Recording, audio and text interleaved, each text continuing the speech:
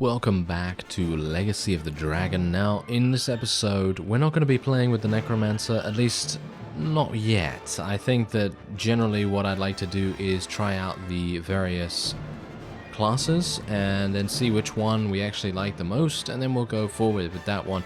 Obviously, I very much enjoyed playing as Arcane, and I think generally I have a much better strategy for starting him again, because obviously he's very high level, he has a lot of money, obviously, because, you know, enhancing the progression and all that stuff, or obviously kind of ruins any natural, organic way of going through the game that it's going to have. Anyway, if you'd like to download the mod, there is a link in the description. I'm going to play as a male, and this time around, I think we're going to be playing as a noble elf ranger. I thought that might be pretty fun. Let's see if I can maybe find a suitable banner. Doesn't seem like I can find a suitable banner for an elf ranger. Maybe I can. Let's go for a unicorn. Why not? Let's go for Mr. Unicorn, because I did select that just now, and we're gonna go for strength. Ah, yes, let's go for strength, and we'll go for some athletics, I suppose, and some pathfinding, and I guess we'll just go for some of this. Why not? Let's go for some weapon master as well.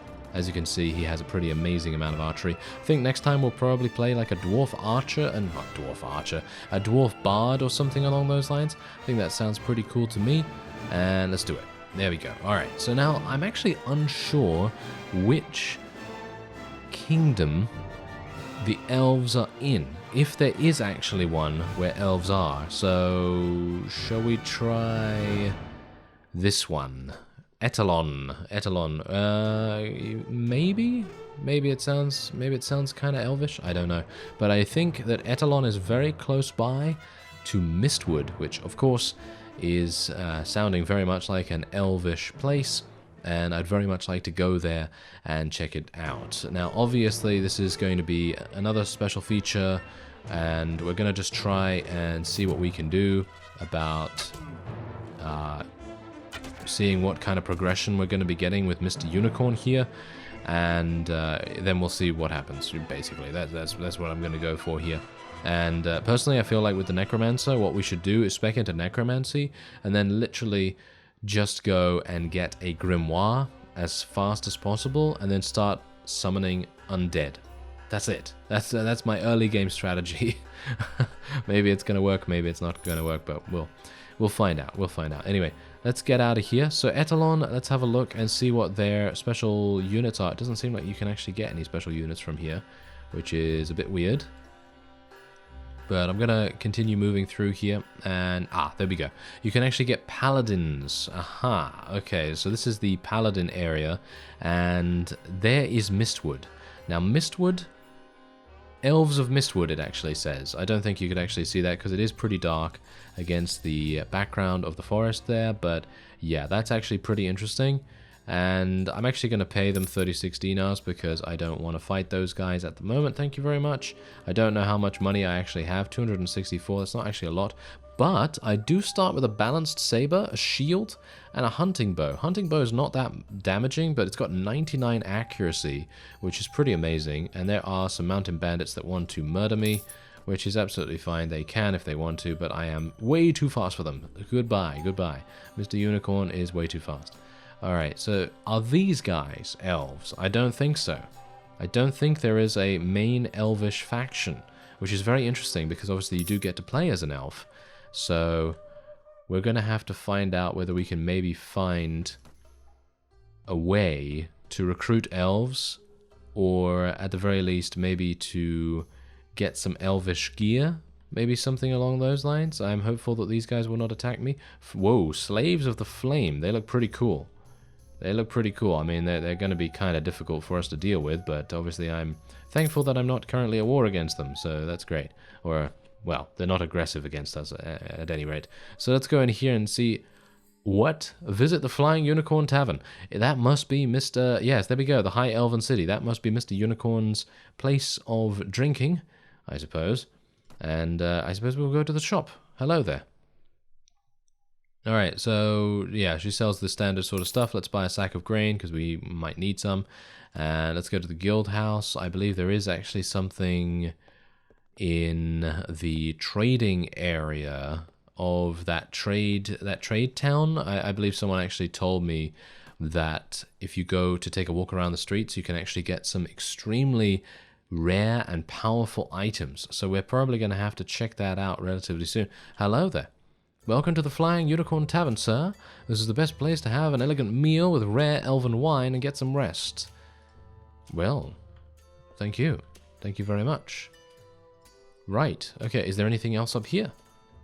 I would like to see. I would like to see if there's anything else up here. No, there doesn't seem to be anything else. Okay, so we can go to Lady Miniel's Tower. I assume this is where you're probably going to get to recruit elves. Is that true? Greetings, my lady. I am Mr. Unicorn. Yes, I'm pretty sure she's not really caring that much. As you can see, she's talking about our exile by the looks of things. Maybe not. Ah, here we go. Here we go. Would any Sinnebulite, yeah, I have no idea how to say that, knights be interested in joining my company, my lady, for 2,000?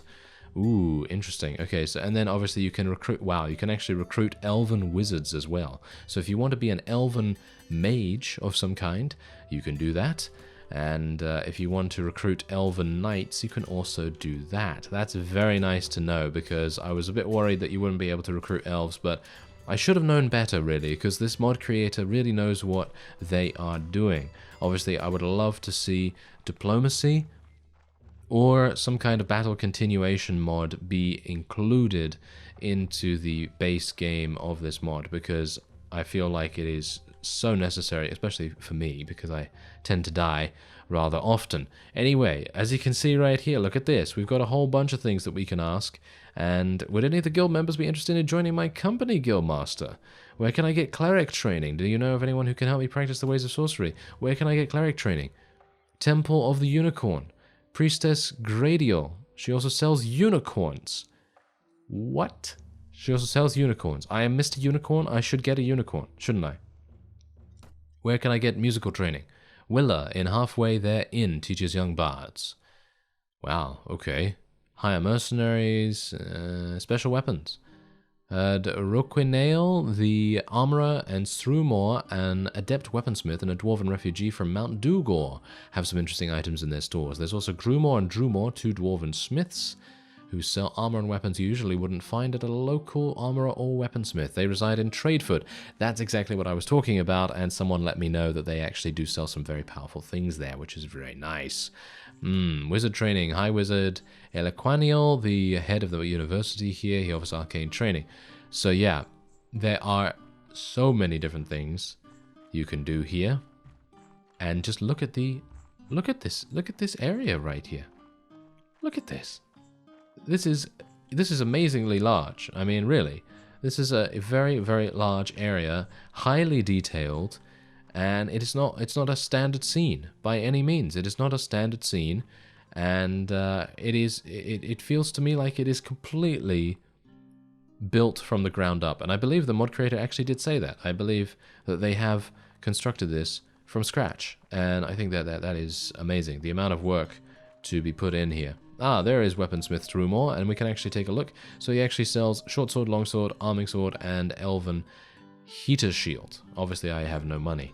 It seems now we have found the Flame Prophet, and you can see here that apparently they have been fighting against the Lich Pharaoh. And as a result, wow, you can actually... wow, this is just absolutely crazy. So yeah, if you want to become a cleric, you can learn all of these divine spells. Tome of Flame Arrow, Fire Shield, Flame Sword, and Tome of Smite, which is very cool. And you can also recruit Lahabul's footmen, as well as flame priests, and they have a variety of different levels as well. So obviously, if you only have, 1,000 dinars or something, you can get 5 of these guys. So I'm actually going to get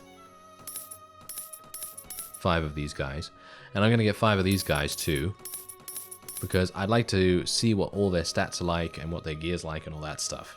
So I have just arrived in the settlement of Mistwood, and you can see here that it is quite clearly elvish in origin. I mean, yeah, a Mistwood elf, yes, it tells me everything I need to know. And unfortunately, I was not able to find where the unicorn was. I wasn't able to find where the merchant was for that, so I'm going to have to probably return back to that guild master in the city there and ask her more specifically and take much better note of where it actually is. But you can see here that you can buy a strongbow, elven arrows, double sabers, that sounds fun, elven leather and elven leather boots for less than 20,000. Which is amazing, in my opinion. I think that is such good value. It really is such good value. So we're going to buy all of this stuff, and we're going to see exactly what it's all about. And if you go around the very precarious walkway up the tree here, you can find the Lady of the Forest. And as you can see, we are introducing ourselves as Mr. Unicorn. I'm kind of a bit embarrassed about that name now, meeting someone so incredibly... so incredibly powerful. For thousands of years, the Elven Empire was the only bastion of civilization, only place on the ground safe from dragons who ruled the skies and scorched the lands, protected by magic even too complex for wizards of our day to get a grasp of. However, soon this magic corrupted our people, and our magic-wielding rulers started consorting with demons. Then I led my people against our rulers, toppled them down, and exiled them to the underworld. Yes, the malicious dark elves. Hopefully you will not encounter in your travels are descended from those. However, we abandoned our old ways then and retreated back into Mistwood, isolating ourselves from the corrupting influence of outside worlds. Okay, so that is... Oh yeah, this is exactly what I was looking for. This is great. Give me these. Yeah, I'm recruiting them. I'm recruiting all of these guys. Thank you very much. That's it.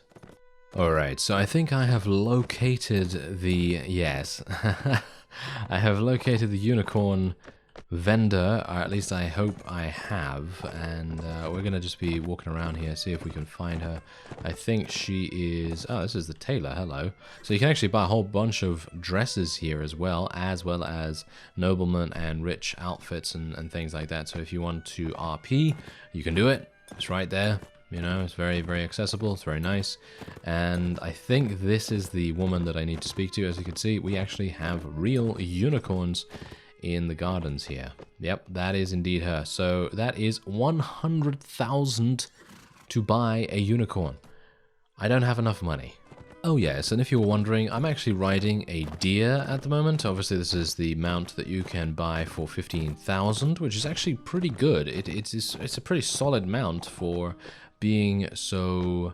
Well, I was going to say cheap, but 15,000 is not really cheap, but in the grand scheme of things, if you have a good amount of cash, then you're probably going to want to spend it on something like that. So I'm going to buy a unicorn now because I actually do have the money, thankfully, and let's take a look and see what the stats are like. Wow, that is actually pretty amazing. As you can see, the deer obviously does not have that much armor in comparison. The unicorn is just so far and away much better. So we have Mr. Unicorn on a unicorn.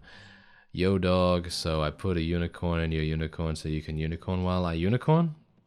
Or while you unicorn? I don't know. Something along those lines. Anyway, what I would like to do is participate in a tournament because I have been told by numerous people now. Are those elves wanting to kill me? I think those elves want to kill me, actually. Anyway, I have been told by numerous NPCs that the tournament in this mod is fantastic. Tournaments are really, really good. You can actually buy a ship here as well. Let me buy a ship. Okay, so what can you do with this ship? Can I can go all the way over to Mount Dugor, or I can go along here. Is this actually going to work for me? Wait a minute. I can go over this way. Is there... Wait a minute. Is there anything over here? I'm actually wondering whether this mod has the same thing that Nova Airtus does, where places have like a fog of war on and you have to go close to them to actually uncover them. I'm actually wondering whether that is indeed the case here too. I don't think it is, but it would be pretty awesome if it was, just because then I would have found something that wasn't actually seen before, but it seems like that's not the case. Anyway, we're going to go over here, and I am going to show you. I got a halfling rogue. I got this from the guild master in Sinnebul, because you can basically recruit a whole bunch of different units from her. She will tell you about a mercenary guild, and halfling rogues are apparently part of them. So as you can see, these halflings have 250 proficiencies. They have an insane amount of power throw, 55 HP, pretty good. And you can get these for, I believe, 1,000. So you can get one of these for 1,000, which is pretty good. These guys, obviously these flame priests, they're going to be very, very good with throwing spells. And they are 2,000, so obviously that's pretty expensive. And then these footmen, you can get these for 200, but they level up. So it's a toss-up really, whether you want to spend a smaller amount of money or a larger amount of money and get, you know, these other things. Anyway, I do have some Elven Knights here as well. These Elven Knights are, well, kind of insane in the amount of money that you're actually spending, but their stats are not very much representative of how much they actually cost. As you can see, they're kind of standard, but they do come with unicorns, which I think is the main reason why they are so incredible. Is that a unicorn? Yeah, that looks like a unicorn to me. Anyway, 153 dinars is the weekly wage. Pretty insane. Then obviously I just have some random tribesmen right there, and I have Elven Rangers. Now this is what I am very, very excited about showing here, because I'd love to see what they're all about. They have 10 in power draw, 250 in all proficiencies, amazing shield athletics and all that sort of stuff. So I am kind of itching to try it out, really. So, oh, you can actually get berserkers here? Give me that. I'd like to see what this berserker is all about, to be honest, because if they are cool, then that's definitely... Oh, wow, okay, hello. These guys are very muscular indeed, and whoa, okay, there's certainly something to be very, very afraid of. 69 HP, 9 in Power Strike, 8 in Iron Flesh. That's kind of crazy. Alright, so I think what I'm going to do is I'm going to try and find a tournament, because I would like to be able to see whether the rewards are significantly different from regular tournaments, because as I was actually speaking about beforehand, many NPCs have told me that tournaments are an exceptional way of making money, and obviously because of so many different powerful weapons in this mod being so expensive, it's probably going to be true. Ah yes, I actually forgot about that you can participate with your own gear, so they don't actually give you standard tournament gear or anything like that. Now I should let you know that while I do have a pretty decent power draw skill, I think I have about 9 in power draw or something like that, but I don't have any in horse archery, so it's gonna be one of those things, isn't it? Yeah, it's gonna be one of those things. So hopefully I will be able to achieve victory here. As you can see, my unicorn is absolutely amazing, as you would expect it to be. Unfortunately, the bow that they give you is not exactly great, but on the other hand, the swords that you get are, and you're actually dual wielding them as well, which is really nice. So you have obviously dual wielding swords. One is a shield and the other one is obviously the thing that you attack with, because there is no true dual wield in Amount of Blade. So I think that's pretty cool in my opinion. I like that quite a bit, because let's face it, if you are going to be an elf, you don't really want to be using a shield so much, do you? I don't think you really want to be using a shield. There's a nice headshot from Mr. Unicorn right there. And we're going to see whether we can maybe make it to the final round. I'm going to be quite surprised if they only give you 20,000 for a victory here, because I would wholeheartedly expect to get much more.